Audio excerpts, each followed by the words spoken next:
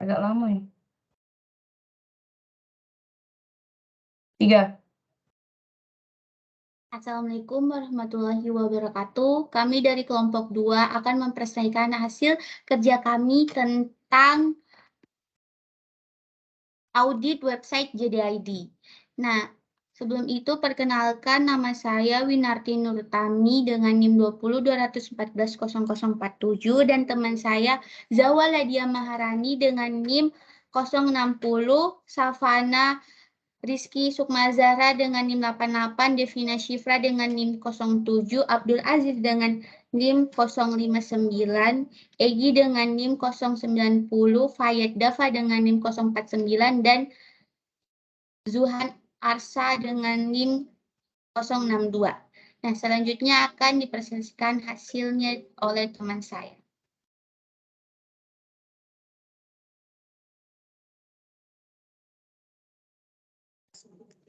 Baik, di sini saya akan menjelaskan yang pertama itu untuk nama kontrolnya itu BAI01 yang terdiri dari praktik proses, input atau output, dan kegiatan.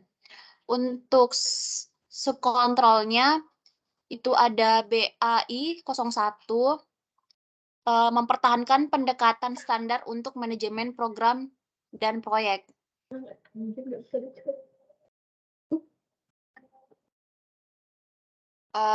Untuk tujuan audit yang BAI01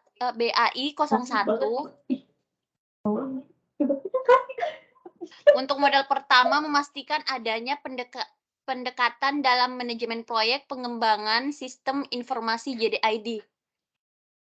Untuk yang model 2, pengelolaan semua program dan proyek dari portofolio investasi sesuai dengan strategi perusahaan dan dengan cara yang terkoordinasi pada sistem informasi JDID sendiri. Kemudian memulai merencanakan, mengendalikan, dan melaksanakan program dan proyek dan ditutup dengan tinjauan pasca implementasi pada sistem informasi JDID.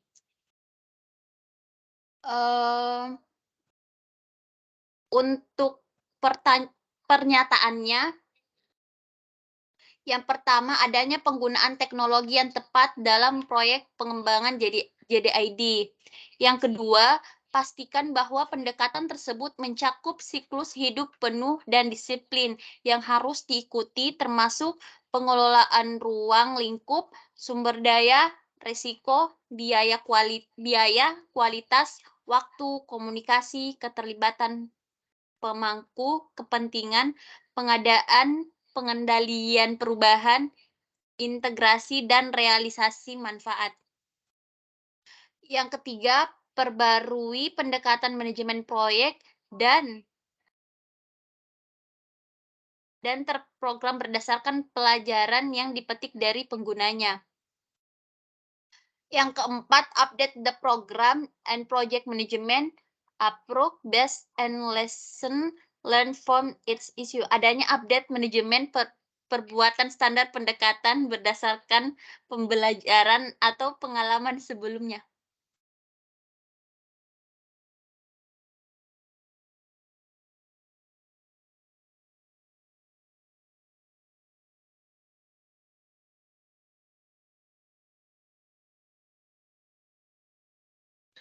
Selanjutnya pada APO 002. Yang pertama nama kontrol. Nama kontrolnya yaitu mengelola strategi. Subkontrolnya memahami arah perusahaan. Lalu tujuan auditnya menyelaraskan rencana TI strategis dengan tujuan bisnis. Komunikasikan dengan jelas tujuan dan tanggung jawab terkait sehingga dipahami oleh semua orang. Dengan pilihan strategis IT diidentifikasi, terstruktur, dan terintegrasi dengan rencana bisnis.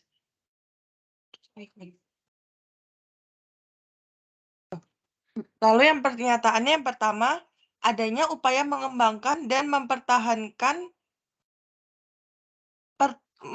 pemahaman tentang strategi dan tujuan perusahaan, serta lingkungan dan tantangan operasional perusahaan saat ini. Yang kedua, adanya upaya mengembangkan dan memelihara pemahaman tentang lingkungan eksternal perusahaan.